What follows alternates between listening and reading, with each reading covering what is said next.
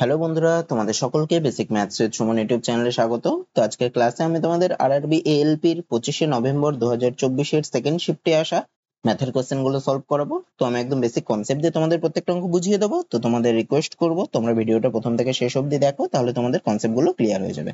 তো চলো আজকের ক্লাসটা শুরু করি। কি বলছে দেখো, বলছে 250 মিটার দৈর্ঘ্যের দুটি ট্রেন যথাক্রমে 90 কিমি পার ঘন্টা ও 60 কিমি পার ঘন্টা গতিবেগে পরস্পরের বিপরীত দিকে যাচ্ছে। মানে কি, মানে দুটো ট্রেনেরই দৈর্ঘ্য 250 মিটার। এরা কি করছে, এরা একটার গতিবেগ 90 কিমি পার ঘন্টা, একটার গতিবেগ 60 কিমি পার ঘন্টা, আর এরা পরস্পরের বিপরীত দিকে যাচ্ছে।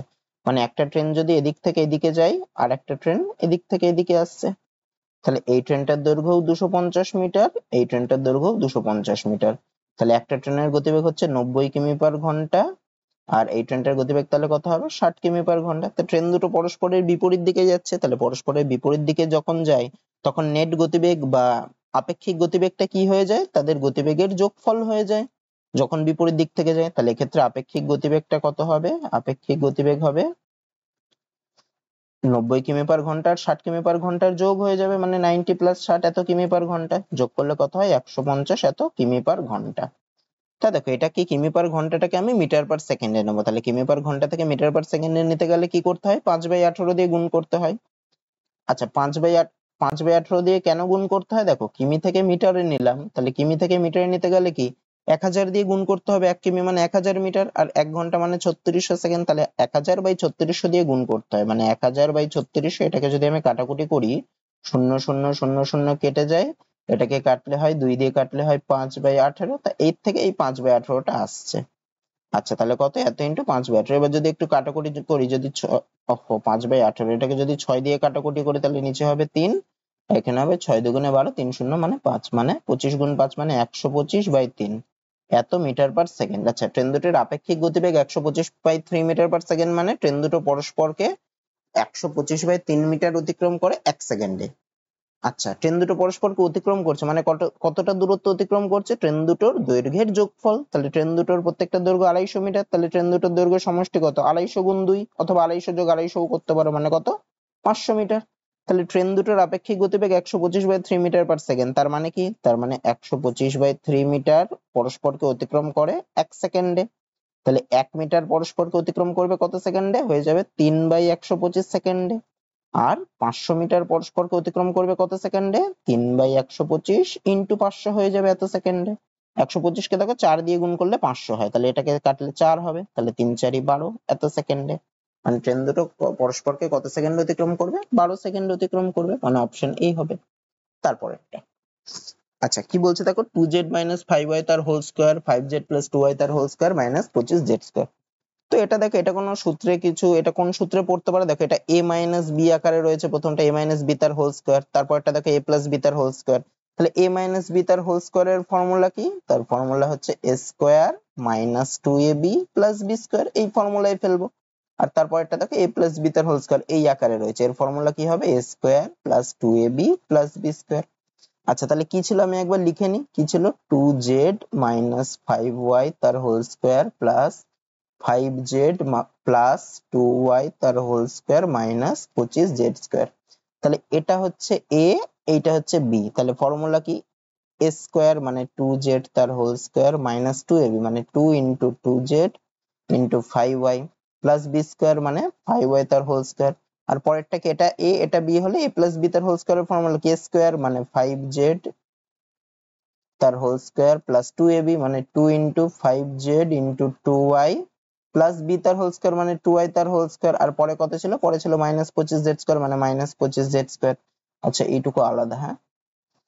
আচ্ছা, এবার যদি ভাঙি, 2z তার হোল স্কয়ার মানে কত, মানে হচ্ছে 4z স্কয়ার, মাইনাস এদের গুণ করলে কত, 2 আর 2 গুণ করলে 4, 4 5 20 মানে 20yz প্লাস 5y তার হোল স্কয়ার করলে 25y স্কয়ার প্লাস 5z তার হোল স্কয়ার করলে 25z স্কয়ার প্লাস এটা গুণ করলে 5 দুগুণে 10, 10 দুগুণে 20, 20yz প্লাস 2y তার হোল স্কয়ার করলে 4y square minus 25z square.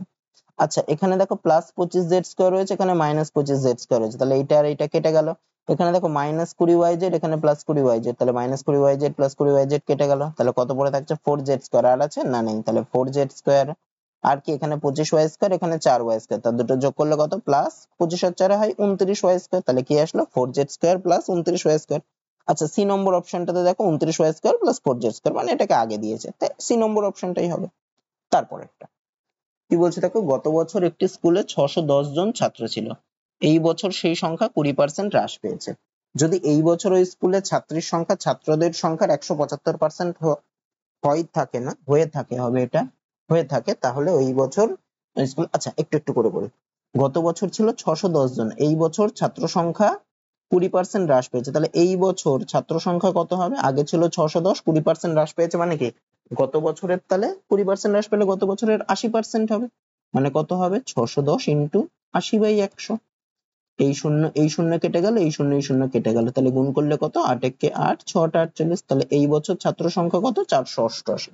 এবার কি বলছে দেখো, যদি এই বছরে ওই স্কুলের ছাত্রীর সংখ্যা, এখানে একটা কমা হবে, হ্যাঁ, ছাত্রদের সংখ্যার 175% হয়, তাহলে ছাত্রীর সংখ্যা কত এই বছর?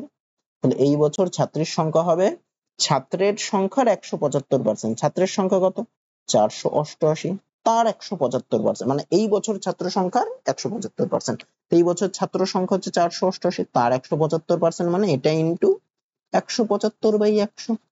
আচ্ছা কাটাকুটি করি, 25 দিয়ে কাটলে এটা হয় 4, আর 175 কে কাটলে হয় 7, 4 দিয়ে 488 কে কাটলে হয় 122, তাহলে কত হবে 122 গুণ 7 যদি করি, 7 দুগুণে 14, 4 হাতে 1, 7 দুগুণে 14 আর একে 15, 5 হাতে 1, 7 একে 7 আর একে 8। তাহলে কতজন ছাত্রী আছে এই বছর? 854। আমাকে কি বার করতে বলেছে? এই বছর স্কুলে ছাত্রীর সংখ্যা কত, তাহলে ছাত্রীর সংখ্যা কত হবে 854, মানে অপশন এ হবে। তারপর একটা কি বলছে দেখো, 30 থেকে 50 পর্যন্ত সকল মৌলিক সংখ্যার গড় কত? এই জন্য আমাকে 30 থেকে 50 পর্যন্ত যে মৌলিক সংখ্যাগুলো আছে সেগুলোকে জানতে হবে। তাহলে কি কি আছে সেগুলো? একটা হচ্ছে 30, তারপরে এই সরি 30 থেকে 50 পর্যন্ত মৌলিক সংখ্যা প্রথমে কে আছে 31, তারপরে কত, তারপরে আছে দেখো 37, তারপরে কে, তারপরে আছে 41, তারপরে কে, তারপরে আছে 43, তারপরে কে, তারপরে আছে 47। এই কটাই মৌলিক সংখ্যা আছে, মানে কতগুলো আছে 5টা মৌলিক সংখ্যা আছে। তাহলে এদের গড় কি করে বের করবে? এদের গড় করবো হচ্ছে এদের সমষ্টি ডিভাইডেড বাই টোটাল যতগুলো সংখ্যা আছে। টোটাল কতগুলো সংখ্যা আছে? 1টা 2টো 3টে 4টে 5টা, মানে ডিভাইডেড বাই 5 হবে। তাহলে গড় কি করে বার করে? টোটাল যতগুলো আছে তাদের সমষ্টি ডিভাইডেড বাই যতগুলো সংখ্যা তত। তাহলে এদের যোগ করলে কত হবে? 7 আর 3 এ 10, আর একে 11, আর সাথে 18, আর একে 19, 19 এর 9, হাতে 1, 4 এর একে 5, 5 আর 4 এ 9, 9 আর 4 এ 13, 13 আর 3 এ 16, 16 আর 3 এ 19, মানে 199/5। এটাকে যদি 5 দিয়ে ভাগ করে 199 কে প্রথমে দেখো 3 বার যাবে, 3 বার দিলে হয় 4 আর 9, মানে 5 9 বার যাবে 45 হবে। 4, এখানে একটা পয়েন্টের জন্য একটা শূন্য নিলাম, তাহলে 5 কে 8 দিয়ে গুণ করলে 40 হবে, মানে এদের গড় কত হবে 39.8, মানে অপশন এ হবে। তারপরেরটা কি বলছে দেখো, 247.50 টাকায় একটি দ্রব্য বিক্রি করে একজন ব্যক্তির 12.5% লাভ হয়েছে, দ্রব্যটির ক্রয় মূল্য কত? তাহলে দেখো এখানে বিক্রয় মূল্যটা দিয়ে দিয়েছে, তাহলে বিক্রয় মূল্য কত দিয়েছে 247.50, মানে আমি 5 লিখতে পারি, 247.50, মানে পয়েন্টের পরে শূন্য ডান পাশে লাস্টে বসানোর দরকার নেই এত। আচ্ছা লাভ হয়েছে কত 12.5%, তাহলে লাভ কত বলেছে 12.5%। তাহলে দেখো বিক্রয় মূল্য দিয়ে দিয়েছে, লাভ দিয়ে দিয়েছে, ক্রয় মূল্য বের করতে বলেছে, তাহলে বিক্রয় মূল্য থেকে ক্রয় মূল্য বের করার সময় সেটা কত হবে? ক্রয় মূল্য হবে বিক্রয় মূল্য যত তত, মানে 247.5 ইন্টু, যখন বিক্রয় মূল্য থেকে ক্রয় মূল্য বার করব তখন কি হয় ইন্টু, উপরে হবে 100 আর নিচে হবে, যেহেতু লাভ হচ্ছে তাই 100 এর সাথে 12.5টা যোগ হবে, মানে নিচে কত হবে 112.5। আর যদি ক্রয় মূল্য থেকে বিক্রয় মূল্য করতাম তাহলে 100টা নিচেই হতো আর উপরে ওইটা যোগ হতো, তো এইভাবে করে। আচ্ছা দুটোই দেখো একটার পরে দশমিক, মানে এক্ষেত্রেও এটা উঠে গেল এটাও উঠে গেল। এবার যদি আমি কাটাকুটি করি, 5 দিয়ে যদি কাটাকুটি করি তাহলে হবে 2 1 2 2 2 5 5, এটাকে যদি কাটি তাহলে 4 4 বার যাবে, 4 7 9 বার যাবে, 2 5 5। আবার যদি 5 দিয়ে কাটি তাহলে 4 2 5 5, এটাকে কাটলে হয় 5 9, 4 5 9। আচ্ছা যদি আমি 5 দিয়ে কাটি তাহলে যদি আমি 9 দিয়ে কাটি তাহলে হবে 5, আর এখানে হবে 11। 5 দিয়ে 100 কে কাটলে হয় 20, তাহলে কত হলো 11 গুণ 20 করলে 11 দুগুণে হয় 22, মানে 220। তাহলে দ্রব্যটির ক্রয় মূল্য কত টাকা হবে 220 টাকা, মানে অপশন এ। তারপর একটা কি বলছে দেখো, একটি আয়তক্ষেত্রের দৈর্ঘ্য ও প্রস্থের অনুপাত হচ্ছে 8:10 এবং এটির পরিসীমা 90 সেমি, আয়তক্ষেত্রটির ক্ষেত্রফল কত বর্গ সেমি? আচ্ছা দৈর্ঘ্য আর প্রস্থের অনুপাত বলেছে 8:10, তা 8:10 কে দেখো আবার ভাঙা যায়, এটা 2 দিয়ে ভাঙা যায়, তাহলে হয় কত 4:5 হয়, তার মানে 8:10 যায়, সেটা হচ্ছে 4:5। তাহলে দৈর্ঘ্য আর প্রস্থের অনুপাত বলেছিল, তা আমি ধরছি দৈর্ঘ্য হচ্ছে 4x আর প্রস্থ হচ্ছে 5x, এত সেমি।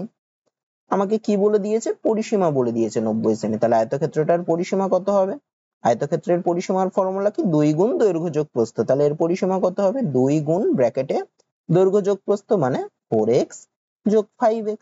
তাহলে করলে কত হয়, 2 গুণ 4 আর 5 যোগ করলে হয় 9 মানে 9x। তাহলে পরিসীমাটা কত বলেছে, 90 সেমি, তার মানে 2 ইন্টু 9x টার মানই হচ্ছে 90।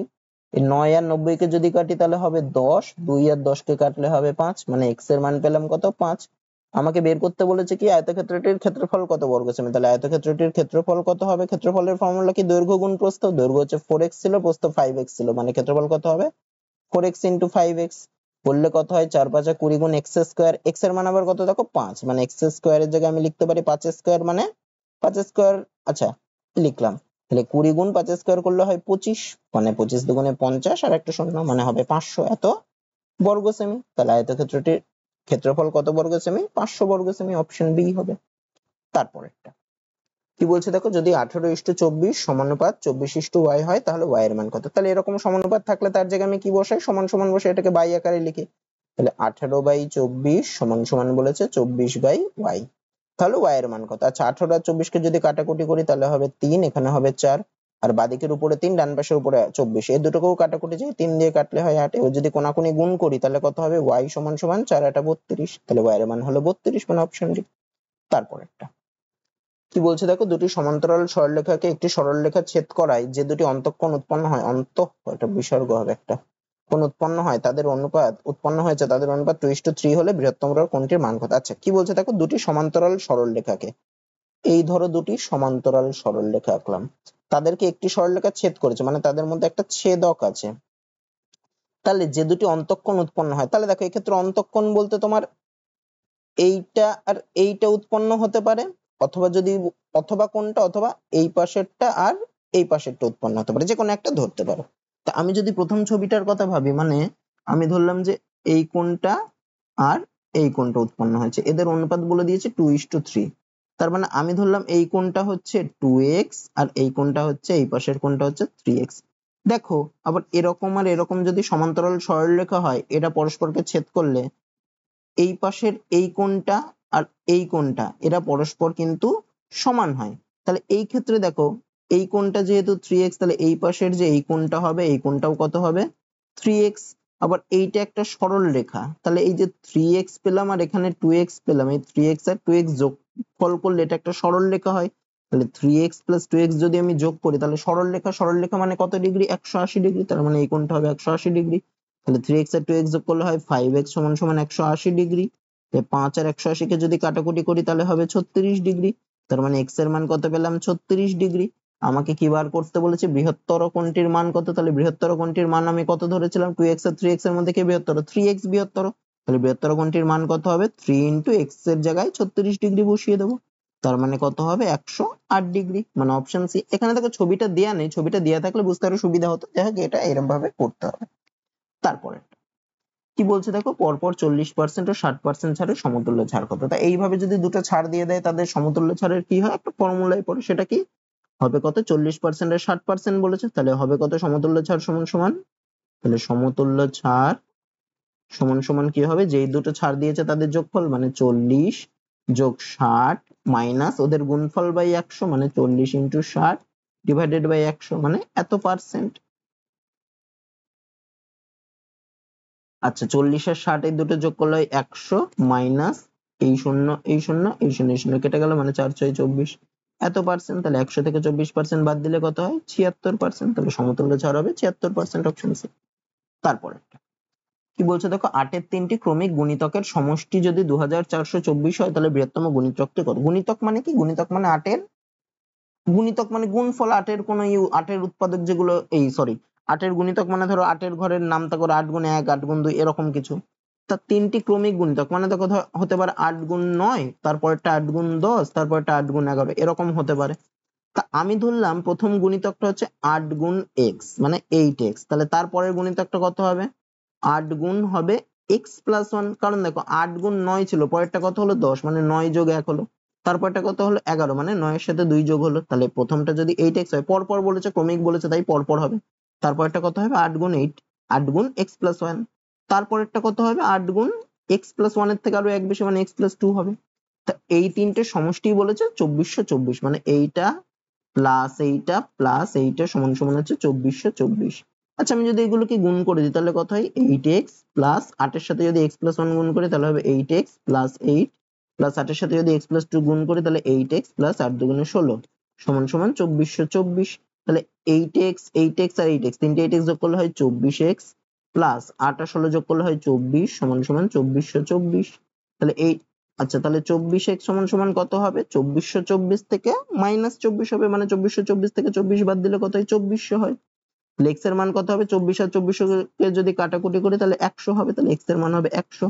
আমাকে কি বার করতে বলেছে বৃহত্তম গুণিতকটি কত, তাহলে এই তিনটে, একটা 8x, একটা 8 × x + 1, একটা 8 × x + 2, এদের মধ্যে বৃহত্তম কোনটা, এই যে এইটা 8 × x + 2। তাহলে বৃহত্তম গুণিতকটা কত হবে 8 × x + 2, x এর মান বসিয়ে দিই 100 যোগ 2, তার মানে কত হলো 8 × 102, আর দিয়ে যদি গুণ করি কত হয় 8 দুগুণে 16, 6 হাতে 1 8 একে 8, 8 0 0 আর একে 1 8 একে 8, মানে 816, মানে অপশন ডি। তারপরেরটা কি বলছে দেখো, স্থির জলে 3 কিমি পার ঘন্টা গতিবেগে গেলে একজন নৌকা আরোহীর স্রোতের অনুকূলে 50 কিমি যেতে যে সময় লাগে, স্রোতের প্রতিকূলে 50 কিমি যেতে তার দ্বিগুণ সময় লাগে, তাহলে স্রোতের অনুকূলে নৌকা আরোহীর গতিবেগ কত কিমি পার ঘন্টা। আচ্ছা কি বলছে দেখো, স্থির জলে 3 কিমি পার ঘন্টা গতিবেগে গেলে একজন নৌকা আরোহী, মানে নৌকার গতিবেগ স্থির জলে কত 3 কিমি পার ঘন্টা, মানে নৌকার গতিবেগ হচ্ছে স্থির জলে, আচ্ছা স্থির জলে নৌকার গতিবেগ কি বলে দিয়েছে 3 কিমি পার ঘন্টা। তা স্রোতের গতিবেগটা বলে দেন, আমি ধরছি স্রোতের গতিবেগ হচ্ছে x কিমি পার ঘন্টা। তাহলে দেখো, তাহলে স্রোতের অনুকূলে যখন যাচ্ছে, তাহলে স্রোতের অনুকূলে বেগ কি হবে, স্রোতের অনুকূলে বেগটা কি হয়ে যায়, নৌকার গতিবেগের সাথে স্রোতের গতিবেগটা প্লাস হয়ে যায়, তাহলে স্রোতের অনুকূলে গতিবেগ কত হবে 3 + x এত কিমি পার ঘন্টা। আর স্রোতের প্রতিকূলে গেলে কি হয়ে যায়, স্রোতের প্রতিকূলে গেলে নৌকার বেগের সাথে স্রোতের গতিবেগটা মাইনাস হবে, নৌকার গতিবেগ থেকে স্রোতের গতিবেগ মাইনাস হবে, মানে নৌকার গতিবেগ হচ্ছে 3 মাইনাস স্রোতের গতিবেগ x, মানে 3 - x কিমি পার ঘন্টা। আচ্ছা এবার অঙ্কে আসি, কি বলছে দেখো, একজন নৌকা আরোহীর স্রোতের অনুকূলে 50 কিমি যেতে যে সময় লাগে, আচ্ছা স্রোতের অনুকূলে গতিবেগ কত 3 + x কিমি পার ঘন্টা, তার মানে স্রোতের অনুকূলে 3 + x কিমি যায় হচ্ছে 1 ঘন্টায়। তাহলে স্রোতের অনুকূলে 1 কিমি যাবে কত ঘন্টায় 1/3 + x ঘন্টায়, স্রোতের অনুকূলে 50 কিমি যাবে কত ঘন্টায় 50/3 + x ঘন্টায়। একই রকম করে স্রোতের প্রতিকূলে গতিবেগ কত, প্রতিকূলে গতিবেগ হচ্ছে 3 - x কিমি পার ঘন্টা, তাহলে স্রোতের প্রতিকূলে 50 কিমি যেতে সময় কত লাগবে 50 / 3 - x, কি করে হলো এইভাবে আসলো এত ঘন্টা। তাহলে দেখো কি বলছে, স্রোতের অনুকূলে 50 কিমি যেতে যে সময় লাগে, কোন সময় লাগলো, এই যে 50/3 + x ঘন্টা। স্রোতের প্রতিকূলে 50 কিমি যেতে তার দ্বিগুণ সময় লাগে, তার দ্বিগুণ মানে এই যে স্রোতের প্রতিকূলে 50 কিমি যেতে টাইম লাগে কত 50/3 - x, তাহলে কোন সময়টা বেশি, এই পরের সময়টা বেশি। কতটা বেশি, আচ্ছা পরের সময়টা মানে কত 50/3 - x, এটা কার সাথে সমান, এই স্রোতের অনুকূলে যেতে যে টাইম লাগে তার দ্বিগুণ, মানে স্রোতের অনুকূলে যে টাইম লাগে মানে 50/3 + x, তার দ্বিগুণ মানে এটা * 2। আচ্ছা দুদিকেই 50 50 উপরে আছে কেটে যায়, তাহলে আমি যদি কোনাকুনি গুণ করি তাহলে কত হয় 3 + x সমান সমান এই 3 - x এর সাথে 2 গুণ হবে, তাহলে কত হয় 6 - 2x, x গুলোকে যদি বাঁ পাশে আনি তাহলে কত হবে x + 2x হবে, মানে 3x সমান সমান হবে 6 - 3 মানে 3 3 3 কেটে গেল, মানে 1 পড়ে থাকবে, তাহলে x এর মান কত 1। তাহলে আমাকে কি বার করতে বলছে, স্রোতের অনুকূলে নৌকার গতিবেগ কত, তাহলে দেখো স্রোতের অনুকূলে গতিবেগ কত ছিল, এই যে 3 + x, মানে নৌকার গতিবেগের সাথে স্রোতের গতিবেগ অ্যাড হয়ে গেছিল, তাহলে এই ক্ষেত্রে স্রোতের অনুকূলে বেগ কত হবে 3 + x এর মান বেরিয়েছে 1, মানে 4 বেরোলো 4 কিমি পার ঘন্টা, তাহলে স্রোতের অনুকূলে আরোহীর গতিবেগ কত হবে 4 কিমি পার ঘন্টা। যদি বলতো প্রতিকূলে তখন কি হতো 3 - 1 হতো, মানে 2 কিমি পার ঘন্টা হতো। তারপরেরটা আচ্ছা কি বলছে দেখো, m এর মান নির্ণয় করো যেখানে p/q এত আর q/p এত। আচ্ছা কি বলে দিয়েছে আমি একটু লিখে নিই, p/q whole to the power 2m plus 2 is equal to q/p whole to the power 9 - m। আচ্ছা বাঁ পাশে যা আছে থাক, ডান পাশটাকে দেখো q/p আর এদিকে রয়েছে p/q, তাহলে q/p কে আমি লিখতে পারি 1/p/q, এটা লেখা যায়, কারণ দেখে এটা লিখলেই q/p আসে, কেন লিখছে একটু পরেই বুঝতে পারবে। তা 1 বাই কোনো কিছু মানে ওটাকে লেখা যায় p/q whole to the power -1, কারণ দেখো 1/x মানে হচ্ছে x⁻−1, 1/a মানে a⁻−1, তাহলে 1/p/q মানে আমি কি লিখবো, p/q whole to the p/q whole to the power -1। তাহলে এটা বেরোলো 1/p/q এর জায়গায়, তো এর পাওয়ারে কত ছিল, এর পাওয়ারে ছিল 9 - m, তাহলে এটাকে কি লিখবো, p/q হোল টু দি পাওয়ার, এরকম থাকলে কি হয়ে যায়, -1 দিয়ে এটাকে গুণ হয়ে যায়, তাহলে কত হবে, -9 আর মাইনাসে মাইনাসে প্লাস m। তাহলে এক্ষেত্রে দেখো p/q whole to the power 2m, তাহলে কি বেরোলো আমার, p/q whole to the power 2m + 2 is equal to p/q whole to the power -9 plus m।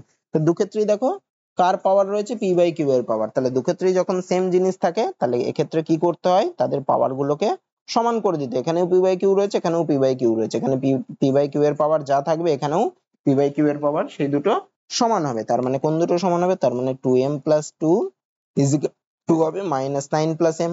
আমাকে m এর মান বের করতে হবে, m গুলোকে একপাশে নিলে কত হয়, 2m - m ইজিক্যাল টু হবে -9 - 2, তার মানে m সমান সমান হবে -9 এর -2 করলে হয় -11, মানে অপশন এ হবে। তারপরে কি বলছে দেখো, একটি দ্রব্যের উপর ট্যাক্স 20% হ্রাস পেয়েছে এবং এর ব্যবহার 15% বৃদ্ধি পেয়েছে, এর ফলে ট্যাক্স রেভিনিউ মানে ট্যাক্স থেকে ইনকাম আর কি, তে কি প্রভাব পড়েছে। আচ্ছা, আমি ধরছি দ্রব্যের উপর ট্যাক্স 20% হ্রাস পেয়েছে, মানে আগে ট্যাক্স ছিল যদি 100 হয় আগে, তাহলে বর্তমানে ট্যাক্স কত হবে, যেহেতু 20% হ্রাস পেয়েছে তার মানে 100 তে 20 কমেছে, তাহলে বর্তমানে ট্যাক্স হবে 80। আচ্ছা, আরেকটা জিনিস কি, এর ব্যবহার 15% বৃদ্ধি পেয়েছে, মানে আগে যদি ব্যবহার 100 হয় তাহলে এখন ব্যবহার কত হবে, বর্তমানে ব্যবহার কত হবে, 15% যেহেতু বৃদ্ধি পেয়েছে দাম কমাই, তাহলে এখন ব্যবহার কত হবে, 115 হবে, তাহলে এখন ব্যবহার হবে 115। তাহলে দেখো, তাহলে আগে ট্যাক্স ছিল 100 টাকার, ব্যবহার হতো 100, তাহলে আগে আয় কত হতো ট্যাক্স থেকে, যতটা মানে একটার জন্য যদি 100 টাকা ট্যাক্স দিতে, 100টার জন্য কত টাকা ট্যাক্স দিতে হবে, তাহলে আগে আয় হতো 100 গুণ 100, এখন আয় হচ্ছে কত, এই দুটোর গুণফল, তাহলে বর্তমানে আয় কত, বর্তমানে আয় হচ্ছে 80 ইন্টু 115। তাহলে আমি যদি এদের অনুপাতটা বার করি বা এদের অনুপাতটাই বার করি, তাহলে আগের আয় আর বর্তমান আয়ের যদি অনুপাত বার করি, অনুপাতটা কি হয়ে যাবে, আগের আয় 100 গুণ 100 ইস্টু বর্তমান আয় 80 গুণ 115। অনুপাত মানে একটা শূন্য একটা শূন্য কেটে যাবে যদি কাটাকুটি করি, আচ্ছা 10 কে কাটলে হয় 2, 5 দিয়ে কাটলে এখানে হবে 23, 2 দিয়ে 8 কে কাটলে হয় 4, 4 দিয়ে 100 কে কাটলে হয় 25, মানে অনুপাত কি বেরোলো 25:23। মানে আগে যদি আয় 25 টাকা হতো, বর্তমানে আয় হয় কত, 23 টাকা। তাহলে কি প্রভাব পড়েছে, রেভিনিউ, রেভিনিউ আগের থেকে কমেছে, আগে 25 টাকা হতো এখন 23 টাকা হয়, তাহলে কতটা কমেছে, 25 - 23 মানে কত টাকা কমেছে, 2 টাকা কমেছে, কতর মধ্যে 2 টাকা কমেছে, মানে আগে যত ছিল তার মধ্যে 2 টাকা কমেছে, তার মানে কতর মধ্যে 2 টাকা কমেছে, 25 টাকার মধ্যে, তাহলে কত পার্সেন্ট কমেছে, যত টাকা কমেছে মানে 2 ডিভাইডেড বাই যতর মধ্যে, মানে আগে যত ছিল মানে 25, আর এটাকে পার্সেন্টেজে নিতে হবে মানে ইনটু 100, এত পার্সেন্ট কিন্তু হ্রাস, হ্যাঁ হ্রাস পেয়েছে ওটা দেখালাম, 25 দিয়ে 4 দিয়ে গুণ করলে 100, মানে 4 দুগুণে 8% এত হ্রাস পেয়েছে, মানে অপশন বি হবে। তারপরে কি বলছে দেখো, যদি 25 জন লোক প্রত্যহ 15 ঘন্টা করে কাজ করে 8 দিনে 5 একক কাজ করতে পারে, তাহলে 12 জন লোক প্রত্যহ 20 ঘন্টা করে কাজ করে। আচ্ছা, এর একটা ফর্মুলা আছে, ফর্মুলাটা কি, যদি m1 জন লোক প্রত্যহ d1 ঘন্টা করে কাজ করে, ঘন্টা কাজ করে t1 দিনে w1 একক কাজ করে এবং যদি m2 জন লোক প্রত্যহ d2 ঘন্টা করে কাজ করে t2 দিনে w2 একক কাজ করে, তাহলে আমি লিখতে পারি m1 d1 t1 by w1 is equal two m2 d2 t2 by w2। তা এই ফর্মুলায় তোমরা করতে পারো, এছাড়া ঐকিক নিয়মে করা যায় এটা, তা এই ফর্মুলায় করলে এটা তাড়াতাড়ি হবে, মানে উপরে কে কে থাকবে, m1 কতজন লোক কাজ করছে সেটা, d1 মানে সময়টা, দেখো m1 এর সাথে d1 এর দেখো ব্যস্ত সম্পর্কগুলো গুণ হচ্ছে, আর t1 টাও ব্যস্ত সম্পর্ক, ওটাও একটা সময়, আর w1 টা হচ্ছে কাজ, তা m এর সাথে যেহেতু w সরল সম্পর্ক, মানে যত লোক হবে কাজ তত বেশি হবে, ওই জন্য ওটা নিচে, ব্যস্ত হলে ওগুলো উপরে গুণ হয়। তাহলে এবার মানগুলো বসে, m1 মানে প্রথমে কতজন লোক বলেছিল, এই যে 25 জন, মানে m1 এর মান হচ্ছে এখানে 25, মানে 25 ইন্টু d1 মানে প্রত্যহ কত ঘন্টা করে কাজ করে, 15 ঘন্টা করে, মানে ইন্টু 15 ইন্টু t1 মানে টাইমটা কত দিন লাগছে, 8 দিন, মানে ইন্টু 8 ডিভাইডেড বাই w1 মানে কতটা কাজ হচ্ছে 5 একক, মানে ডিভাইডেড বাই 5, এটা সমান সমান m2 মানে কত বলেছে পরের বার 12 জন লোক, মানে m2 মান হবে 15 ইন্টু d2 মানে প্রত্যহ কত ঘন্টা করে, 20 ঘন্টা করে, ইন্টু টি2 মানে কত সময়, আচ্ছা কত দিনে ওটা বের করতে হবে, মানে টি2 এর মানটাই বের করতে হবে, টি2 রেখে দিই, ডিভাইডেড বাই ডাব্লিউ2 মানে কতটা কাজ হচ্ছে 10 একক বাই 10। আচ্ছা এবার যদি একটু কাটাকুটি করি, এই শূন্য কেটে যায়, 5 দিয়ে 25 কে কাটলে হয় 5। এবার যদি আমি বাঁ পাশের উপর আর ডান পাশের উপরে কাটাকুটি করি একটু, এই 2 দিয়ে 8 কে কাটলে হয় 4। আচ্ছা আর কিসে কাটে, 4 দিয়ে 12 কে কাটলে হয় 3, আর 3 দিয়ে 15 কে কাটলে হয় 5। মানে কি হচ্ছে দেখো, 25, 5 আর 5 গুণ করলে হয় 25 সমান সমান টি2, বাকি সব কেটে দিয়েছে। তাহলে কত দিনে কাজটা করতে পারবে, টি2 এর মান বেরিয়ে গেল আমার 25, তাহলে কত দিনে কাজটা করতে পারবে, 25 দিনে, মানে অপশন ডি হবে। তারপরে কি বলছে দেখো, কিছু পরিমাণ অর্থ বার্ষিক চক্রবৃদ্ধি সুদের হারে 12 বছরে সুদে আসলে দ্বিগুণ হয়, কত বছরে সেই অর্থ 8 গুণ হবে। দেখো এটা একটা ফর্মুলার মতো করে করতে হবে। তা কত বছরে দ্বিগুণ হচ্ছে, 12 বছরে টাকাটা দ্বিগুণ হচ্ছে, মানে 2 গুণ হচ্ছে। কি বের করতে বলেছে, কত বছরে সেটা 8 গুণ হবে। 8 গুণ মানে কি, 8 গুণ মানে হওয়া মানে দ্বিগুণের কি করলে 8 গুণ হয়, দ্বিগুণের কিউব করলে। তাহলে এক্ষেত্রে 2 এর পাওয়ার যত করলে আমার ওই টাকাটা আসছে, যত গুণ হচ্ছে, 2 এর পাওয়ার দেখো 3 করলে আমার অত গুণ হচ্ছে, আর সেটা যত বছরে হচ্ছে দ্বিগুণটা, তাহলে তার সাথে এর পাওয়ারে যত হচ্ছে, মানে 3 করছি, তাহলে কত বছরে ওটা 8 গুণ হবে, 12 গুণ 3 বছরে সেটা 8 গুণ হবে, মানে কত বছরে, 36 বছরে। আচ্ছা এবার আরেকটু আমি বুঝিয়ে দিই, তাহলে কত বছরে যদি বলতো 16 গুণ হয়, তাহলে 16 গুণ মানে 2 এর পাওয়ার কত করলে 16 হয়, 2 এর পাওয়ার দেখো 4 করলে 16 হয়। মানে ধরো 12 বছরে বললো 16 গুণ হয়, এই সরি 12 বছরে বললো দ্বিগুণ হয়, তাহলে কত বছরে 16 গুণ হবে, এই 16টাকে আমি ভাঙবো 2 এর পাওয়ারে, 2 এর পাওয়ার দেখো 4 করলে হয়, মানে পাওয়ারে যত আসছে, এই যত বছরে দ্বিগুণ হচ্ছে তত বছরটার সাথে 4 আসছে, তো তাহলে 4 দিয়ে গুণ করবো, মানে 12 গুণ 4 বছরে আমার 16 গুণ হবে, মানে 48 বছরে।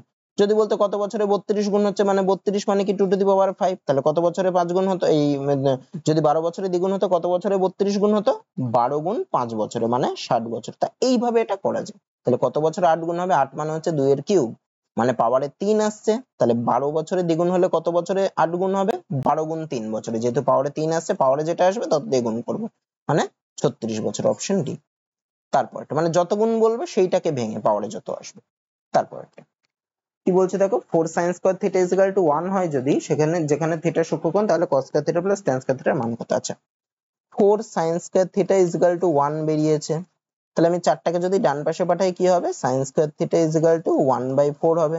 যদি আমি sin theta এর মান বের করি তাহলে কি হবে, √1/4 হবে। তার মান কত, তার মান হচ্ছে হাফ, প্লাস মাইনাস, মাইনাসটা আমি দিলাম না, আমি প্লাসটাই দিলাম, যেহেতু থিটা সূক্ষ্মকোণ বলেছে মানে সবার মান পজিটিভই হবে।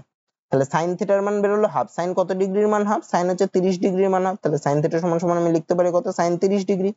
দুপাশে sin sin যদি কেটে দিই তাহলে কি থাকে, থিটার মান হবে 30 ডিগ্রি, তার মানে থিটার মান পেলাম আমি 30 ডিগ্রি। আমাকে কার মান বের করতে বলেছে, cos square theta plus tan square theta, তার মানে কি, তার মানে হচ্ছে cos square 30 degree plus tan square 30 degree. cos square 30 ডিগ্রির মান কত, cos স্কয়ার 30 ডিগ্রি মানে হচ্ছে cos 30 ডিগ্রি মানে হচ্ছে √3/2 তার হোল স্কয়ার, মানে এটার হোল স্কয়ার, প্লাস tan 30 ডিগ্রির মান কত, 1/√3 তার হোল স্কয়ার। এটাকে ভাঙলে কত হয়, ভাঙলে √3 স্কয়ার করলে 3, ডিভাইডেড বাই 2 স্কয়ার করলে 4, যোগ 1/3। যদি লসাগু করি, লসাগু হবে 12, মানে 4 কে 3 দিয়ে গুণ করলে 12, 3 আর উপরে 3 এর সাথে 3 গুণ হবে, 3 তিরিকে 9 গুণ, 3 কে 4 দিয়ে গুণ করলে 12 মানে 4, তাহলে কত হবে, 9 4 13/12, তার মানে এর মান হবে 13/12, অপশন এ হবে। তারপর একটা কি বলছে দেখো, এদের মধ্যে কোন সংখ্যাটি 4 দ্বারা বিভাজ্য। তো কোন সংখ্যা 4 দ্বারা বিভাজ্য আমি কি করে বুঝবো, আমি আমি এই সংখ্যাটার লাস্টের দুটো ডিজিট দেখবো, লাস্টের দুটো ডিজিট কি 24, তা এই লাস্টের দুটো ডিজিট যদি 4 দ্বারা বিভাজ্য হয়, অথবা তাহলে আমার 4 দ্বারা বিভাজ্যের নিয়ম কি, লাস্ট, আচ্ছা শেষের দুটো অঙ্ক, মানে শেষের দুটো অঙ্ক যেটা হবে, মানে এক্ষেত্রে 24, সেইটা শেষের দুটো অঙ্ক যদি 4 দ্বারা বিভাজ্য হয়, তাহলে সংখ্যাটি 4 দ্বারা বিভাজ্য হবে, তাহলে সংখ্যাটি 4 দ্বারা বিভাজ্য হবে। অথবা কি, অথবা শেষের দুটো ডিজিট যদি 0 হয়, মানে লাস্টে যদি দুটো 0 থাকে, তাহলেও সেটা 4 দ্বারা বিভাজ্য হবে। তাহলে দেখো এই সংখ্যাটার প্রথমে শেষের দুটো ডিজিট হচ্ছে 24, 24 কে আমি যদি 4 দিয়ে ভাগ করি মিলে যায়, তার মানে এই সংখ্যাটাই 4 দ্বারা বিভাজ্য। এইটা লাস্টের দুটো ডিজিট দেখো 42, 42 কে 4 দ্বারা ভাগ করা যায় না, মানে এটা বিভাজ্য হবে না। তারপরে এই সংখ্যাটার লাস্টের দুটো ডিজিট হচ্ছে 54, 54 কে 4 দিয়ে ভাগ করা যায় না, এটাও বিভাজ্য হবে না। লাস্টেরটা হচ্ছে 34, 34 কে 4 দিয়ে ভাগ করা যায় না, মানে এটাও বিভাজ্য হবে না। তাহলে 4 দ্বারা বিভাজ্য কিনা কি বুঝবো, কোনো একটা সংখ্যা লাস্টের দুটো ডিজিট দেখবো, সেই দুটো ডিজিট যদি 4 দ্বারা বিভাজ্য হয়, অথবা সেই দুটো ডিজিট যদি শূন্য থাকে, তবেই সংখ্যাটা 4 দ্বারা বিভাজ্য হবে। তারপর কি বলছে দেখো, 84, 105 ও 140 এর লসাগু কত? তাহলে দেখো 84, 105 ও 140 এর লসাগু যেটা হবে, এমনি পাতি লসাগু করে বের করতে পারো। 84, 105 আর 140 পাতি লসাগু করে বের করতে পারো। 7 দিয়ে যদি আমি ভাগ করি তাহলে হবে কত? 12, 7 একে 7, 3 5 মানে 5 আর 20। এটাকে আবার যদি 5 দিয়ে ভাগ করি তাহলে হবে 12, 3 আর 4। এটাকে যদি 3 দিয়ে ভাগ করি তাহলে 4, 1 আর 4। এটা যদি 2 দিয়ে করি 2 1 2, আবার 2 দিয়ে দিলে 1 1 1 মানে লসাগু কত? 7 গুণ 5 মানে 35। আর এদিক থেকে হলে 2 দুগুণে 4, 3 4 12 মানে 35 গুণ যদি 12 করি মানে 350 আর 70 মানে 420। অথবা দেখো এইভাবে তো 420 আসলো, অথবা আমি কি করে করতে পারি দেখো, এদের গসাগু লসাগু যেটা হবে 84, 105 আর 140 এর যেই সংখ্যাটা এদের লসাগু হবে সেই সংখ্যাটা কি? সেই সংখ্যাটা 84 দ্বারাও বিভাজ্য হবে, সেই সংখ্যাটা 105 দ্বারাও বিভাজ্য হবে, সেই সংখ্যাটা 140 দ্বারাও বিভাজ্য হবে। তাহলে এদের মধ্যে কি কোন সংখ্যাটা 140 দ্বারা বিভাজ্য একটু দেখো। 240 সংখ্যাটা কি 140 দ্বারা বিভাজ্য হবে? বিভাজ্য হবে না, তাহলে এটা লসাগু হতে পারে না। এই 120 সংখ্যাটা কি 140 দ্বারা বিভাজ্য হবে? না, এটাও হতে পারে না। 420 কি 140 দ্বারা বিভাজ্য হবে? হ্যাঁ, এটা হবে। 140 কে দেখো 3 দিয়ে গুণ করলে 420 হয়। 360 কি 140 দ্বারা বিভাজ্য হবে? না। এরকম করে বাকিগুলোও যদি দেখো তাহলে দেখো সবগুলো সংখ্যায় দেখো 420 দিয়ে বিভাজ্য, মানে 420 দ্বারা 84 কেও ভাগ করলো, এই উল্টো বলছি, মানে 84 দিয়ে 420 কেও ভাগ করা যায়, 84 এই 105 দিয়ে 420 কেও ভাগ করা যায়, 140 দিয়েও 420 কে ভাগ করা যায়। তারপর কি বলছে দেখো, যদি প্রতিটি ইটের পরিমাপ 24 সেমি বাই 12 সেমি বাই 8 সেমি হয়, মানে মাপ বলে দিয়েছে, দৈর্ঘ্য প্রস্থ উচ্চতা এরকম বলে দিয়েছে, তাহলে 24 মিটার লম্বা, 8 মিটার উঁচু এবং 60 সেমি চওড়া একটি দেওয়াল গাঁথতে কতগুলি আইটি লাগবে, হয়ে গেছে ইট লাগবে, এটা কতগুলি ইট লাগবে যদি দেওয়ালটির 10% মর্টার দিয়ে ভর্তি থাকে। আচ্ছা, মর্টার মানে হচ্ছে মশলা। একটা দেওয়াল যে আমি গাঁথবো, দেওয়াল তো আর এমনি গাঁথা যায় না, দেওয়ালের মধ্যে কি কি থাকে? মশলা থাকে, বালি সিমেন্টের মশলা থাকে। তাহলে দেওয়ালটার যা আয়তন তার 10% হচ্ছে মশলা, তার মানে ইট হচ্ছে বাকিটা। তাহলে দেখো দেওয়ালটার দৈর্ঘ্য কত, এই লম্বা বলেছে 24 মিটার, উঁচু বলেছে 8 মিটার আর চওড়া বলেছে 60 সেমি। তাহলে এই দুটো মিটার রয়েছে, এটা সেমিতে রয়েছে, আবার উপরে গুলো সব সেমি। আমি তাহলে সবগুলো সেমিতে নিই, মানে 24 মিটার বলেছিল, ওটা মানে কত হবে? উঁচু লম্বা কত হবে? 24 গুণ 100 এত সেমি, তার মানে কত হয়? 2400 সেমি। উচ্চতা কত বলেছে? উচ্চতা বলেছে 8 মিটার, মানে কত সেমি হবে? 800, 8 গুণ 100 করলে 800 সেমি। আর চওড়া কত বলেছে? চওড়া বলেছে 60 সেমি। তাহলে দেওয়ালটার আয়তন কত হবে? দেওয়ালটার আয়তন হবে 2400 দৈর্ঘ্য গুণ প্রস্থ গুণ উচ্চতা, মানে 2400 ইন্টু 800 ইন্টু 60 এত ঘন সেমি। আচ্ছা, এটা হচ্ছে দেওয়ালটা মানে মশলা মিলিয়ে। আবার দেওয়ালটা 10% মর্টার, মানে 10% হচ্ছে মশলা। তাহলে খালি ইট কত পার্সেন্ট? 10% যদি মশলা হয় তাহলে ইট হচ্ছে বাকিটুকু, মানে কত পার্সেন্ট হবে?